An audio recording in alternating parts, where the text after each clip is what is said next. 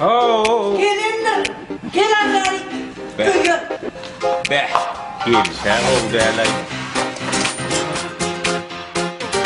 Çok karıştır ya. Gelle. O kahvede de hop var gelmeyelim. Gelsene.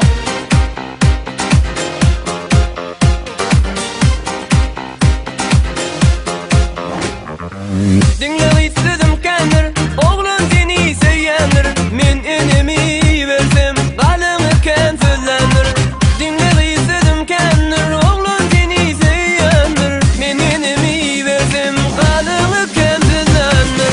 Ley, ley, ley, ley, öldüm şereyleği. Yaşayımı koymadın, yenim başın aylağı. Ley, ley, ley, ley, öldüm şereyleği. Yaşayımı koymadın.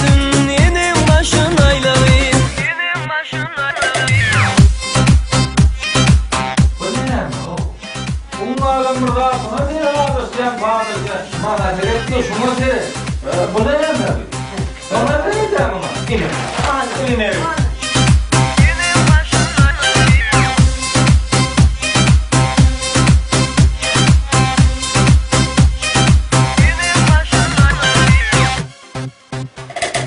Dilim var mı dimene, yalanlar ip olmana. Yalan tatlı versem, İsa kalmaz giymene.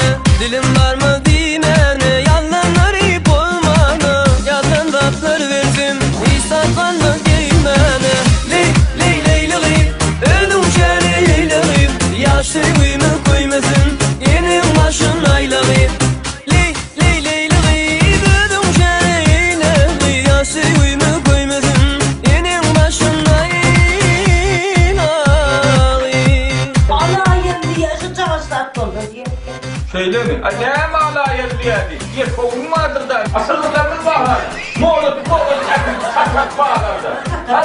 Hadi koyunluğum var. Meğer bağlarda çakak. Hepimizin tartıştıran. Bol ya mı bol ya? Yapıyorum. Ben sonlarını bir gidip tartışacaksın bana. Doğru hakikaten. Benim canım sadıma, ayleyliği ağlama. Yanıma gel bildirme, bir kaçalı dağlara. Benim canım sadıma, ayleyliği ağlama. Yanıma gel bildirme,